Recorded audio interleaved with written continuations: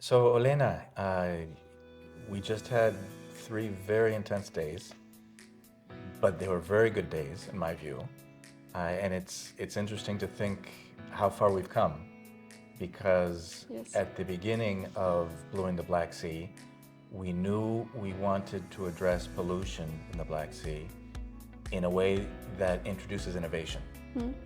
And a bit of the the thinking was we see innovation everywhere in different industries, certainly in deep tech, in artificial intelligence. Why can't we harness that same innovation for objectives that we care about, which is a bluer, more sustainable Black Sea? So this is where all of this started. But at the beginning, it was just an idea. Yeah.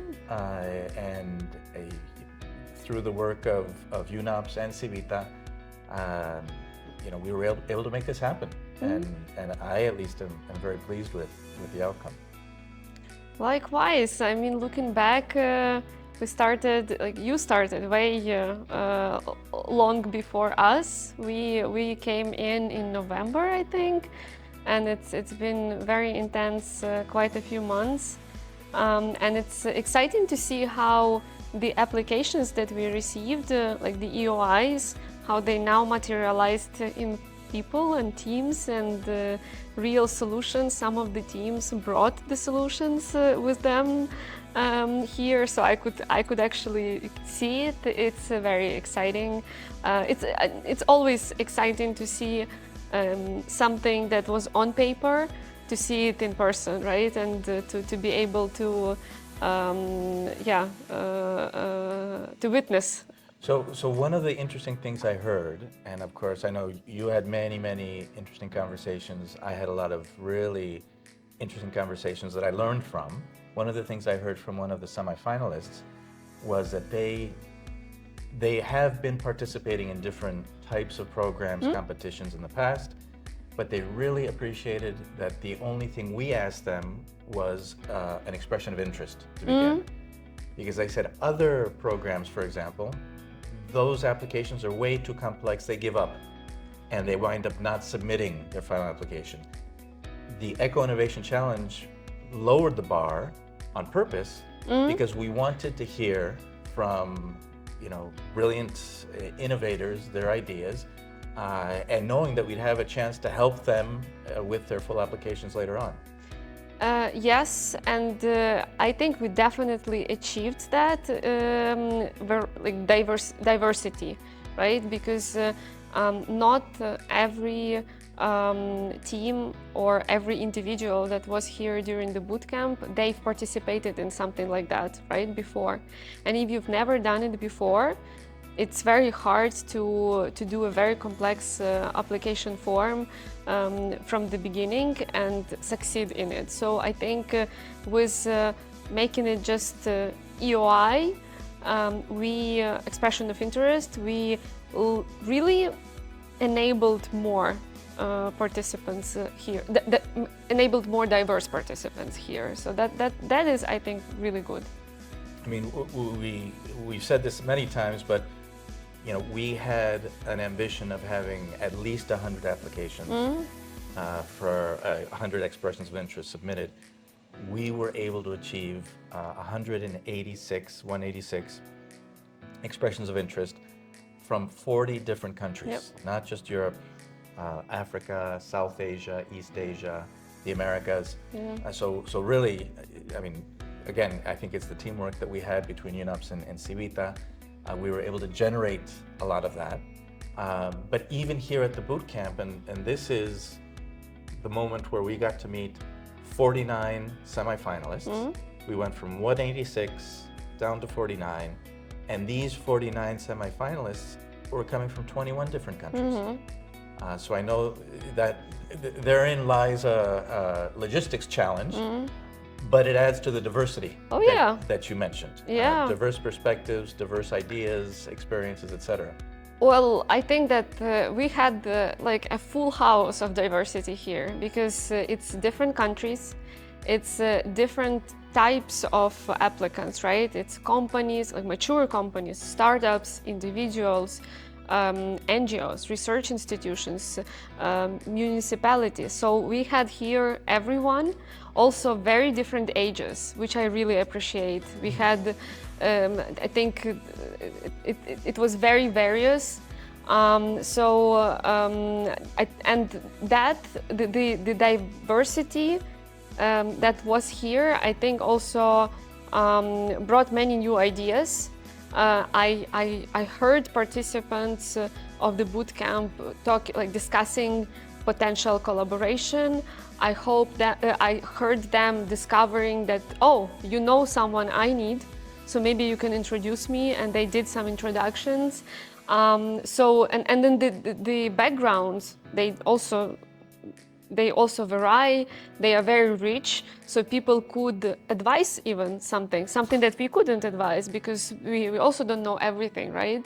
But so it's, I'm so happy there is this bunch of knowledge here that they were able to share in between each other. And we obviously designed the program and the whole bootcamp in a way that they also had space for that. So that was intentional. I think that really worked out well. And it's one thing to have read kind of a written description of what they wanted to do, and something completely different to speak to someone. Yep. And really hear almost the backstory of why they thought or why they think this could be a solution, why they think this is a viable solution. And so there were really, really good ideas. But the other aspect I wanted to just not forget is the fact that we were able to bring the representatives from different ministries. From ministry in Ukraine, from ministry in the Republic of Moldova, from Georgia, from Turkey. And the fact that the innovators could also engage with the public side, with the public sector, will only strengthen the next iteration of their innovation and their ideas, with a focus on how do we make this implementable? How do we make this actually work on the ground? For sure. I've heard multiple teams talking to me saying that, we just talked with UNOPS, we just talked with World Bank representatives, and it's really good for them also to understand what is your perspective, what is your long-term goal, why there is this program, right? And that also, I think, gave them a perspective that if you were not here, if ministries were not here, right, it would be a bit different. So I think that was very useful also for them to understand how to shape the proposals, how to make them stronger in a way. In fact, I heard many of the semi-finalists comment, okay, we need to incorporate now new elements into our thinking. We need to work more on this particular piece or that particular piece. This whole framework of readiness levels across technology, across business plan, across financing plan, across team, across intellectual property, that was super helpful. But the truth of the matter is, of these 49, not all of them will get to the next stage. No. Well, I mean, it's life when you are competing for something, right? First of all, I think that the whole program was designed in a way that if you became a semi-finalist, you could already learn so much throughout the process, right? Even coming here, meeting mentors that are coming from different industries and different sectors, meeting other participants, meeting us, you, representatives of ministries. I mean, I think that's invaluable experience, and not every program offers that. Like, sometimes you just, you apply, then you get selected, and then you get all the benefits and perks. And I think here, so many more teams and companies and organizations received value add along the way, right? But of course, we cannot take everyone. Yes. So there will be this competing element, and it's not like it's going to be hard only for them. It's going also to be hard for us to make sure that we select the ones that we believe will be successful.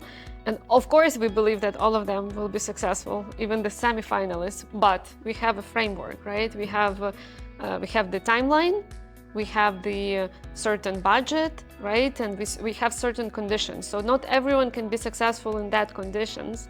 And it's on us now, after they submit the application, it's on us to make the right decision, who will be successful in those conditions. Well, we'll see who gets to the Shark Tank. Yep.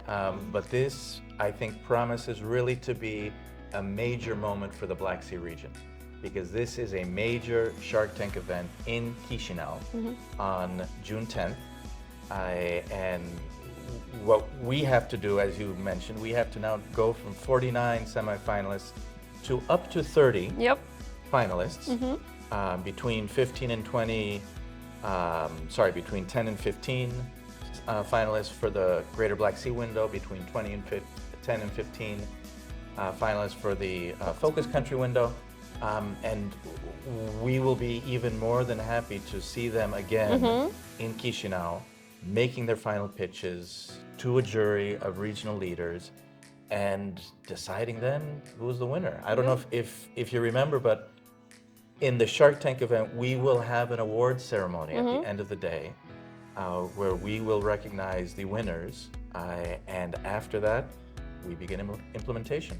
Yeah, the most important part, actually. And it will be challenging because I assume we will also choose a diverse group, and we will need to cater also the cater to those diverse needs. And it's another exciting challenge ahead of us.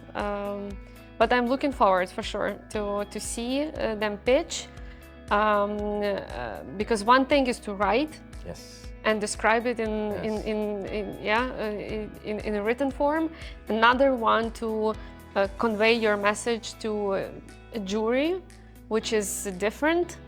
That will not be easy, but I really think that we've designed the program and the next steps in a way that our teams and our finalists will be prepared. I think if there's one thing that we can accomplish as Blue in the Black Sea, it's that we're motivated by helping build a bluer, more sustainable Black Sea region for everyone. And the really exciting part is to see that same type of enthusiasm amongst the semifinalists that we saw at the bootcamp. And I'm sure that enthusiasm will grow tenfold by the time we get to the Shark Tank. Definitely. I am very excited. We just said bye an hour ago to our participants, but I'm already excited to see them again in Chisinau and hear them pitch see who will be the final. Look forward to seeing you in Chisinau. Well, yeah, likewise. Have some coffee. Yes. Yes. Salud.